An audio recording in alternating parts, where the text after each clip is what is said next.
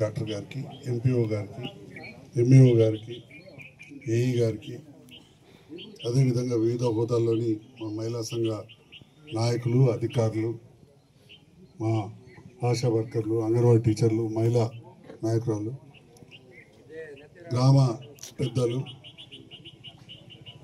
Senior నాయకులు, మొదటి నుంచి కూడా భారతదేశం పశు సంపదకు పుట్టినిల్లు.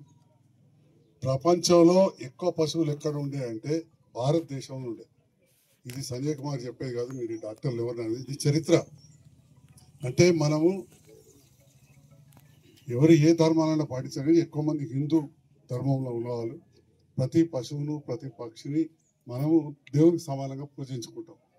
ఏదో ఒక దేవునికి, దేవతకు వాహనం లాగానో సేవ మనకు గౌరవించుకుంటాం. గోమాతని కావచ్చు, మనం పొలాల అవసరం ఎడ్లని కావచ్చు, ఇట్లా అన్ని తీర్లు. యాదవులు ఉన్న కాడ సదర్ పండుగని హైదరాబాద్లో బర్లది ఎంతో గొప్పగా చేసుకుంటారు.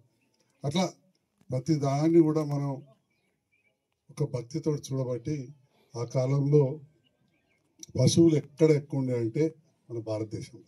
అట్లనే మన ప్రాంతంలో కూడా ఈ నర్సింగాపూర్ కావచ్చు, వెల్దుర్తి కావచ్చు, అంతర్గామ కావచ్చు, బర్రెలు, ఎడ్లు, ఆవులు సాయంత్రం వస్తుంటే గోదల మంది వస్తుందంటే దుమ్ముతోటి మనకు కనబడకపోతుండే. నేను కూడా సాయన అంతర్గామ గ్రామంలోకి వెళ్ళి వచ్చినా కాబట్టి ఈ పశువులు, ఆవులు వీటన్నిటి మధ్యలో పెరిగినండి. నేనేం చిన్నపిల్లలు కాదు, నాకే మనవరాలు పుట్టాను. సో అప్పుడు 50 ఏళ్ళ కింద, ఇప్పుడు నాకు 60 ఏళ్ళు దాటి. అప్పుడు చూస్తే ఎటు చూసినా పశువులు రక్షించుకోవాల్సిన బాధ్యత మన మనసులో ఉంది. మన మనసులో బాగా గొప్పలం అనుకొని పెరుగుతూ పోతున్నాం. మిగతా అన్ని తగ్గిపోతున్నాయి. అటు అడవులు తగ్గిపోతున్నాయి, చెట్లు తగ్గుతున్నాయి, పశువులు కూడా తగ్గుతున్నాయి.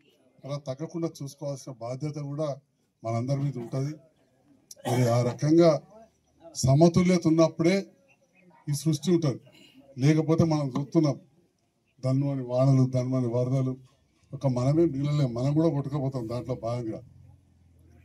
సో ఈ సందర్భంలో వెల్దుర్తి గ్రామ నాయకులు, అన్ని పార్టీల వారు ఉన్నారు, అన్ని వర్గాల వారు ఉన్నారు. ఇక్కడికి పిలిచి ఆహ్వానించి గౌరవించినందుకు ప్రత్యేక ధన్యవాదాలు తెలియజేస్తూ, అభివృద్ధిలో అందరం కలిసిపోదాం, నిరంతరం దీంట్లో భాగస్వాములు అయిదామని చెప్పి కూడా తెలియజేస్తూ,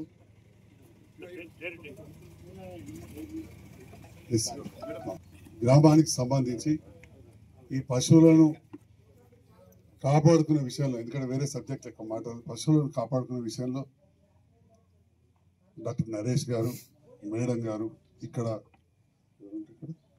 రోడ్డు విషయం కూడా నా దృష్టికి వచ్చింది. మొన్ననే ఈ గారితో కాంట్రాక్టర్తో మాట్లాడినా, బావోజ్పల్లది కూడా అట్లే ఉండే. బావోజ్పల్లది ఎట్లయితే అయిందో ఇది కూడా తప్పకుండా చేయిద్దాం, కొద్దిగా వెనక ముందు కానీ తప్పకుండా. ఇక్కడ రెగ్యులర్ గా ఉండే లైఫ్ స్టాక్ అసిస్టెంట్ ఇక్కడ నరేష్ ఉంటారు, ఇప్పుడు ఫుల్ టైం ఉంటారు. కాబట్టి రాములు అయితే మీకు తెలిసినండి, పాత ఆయన, రాములు పాత ఆయనే. మరి ఇక్కడ పశు సంపద ఉన్నదాన్ని రక్షించుకునే విధంగా, ఇంకా పశు సంపదను పెంచుకునే విధంగా మన రైతన్నలందరూ కూడా కృషి చేయాలి. దాంట్లో భాగంగా నా సహకారం కూడా ఉంటుందని చెప్పి తెలియజేస్తూ సెలవు తీసుకుంటా. Thank you. ఒకసారి అర్థం కూడా అవుతలేదు అసలు ఎటుపోతున్నాయి ఎడ్లన్నీ అని చెప్పి. మరి జనాభా పెరిగింది. ఒకప్పుడు 30 కోట్ల జనాభా, మనమే 135 కోట్లైనాం. మనం 4.5 పశువులు తగ్గినాయి. అంటే మనం వాటిని తింటున్నామా ఏంది అనేది కూడా ఒకసారి అనిపిస్తాం. కాబట్టి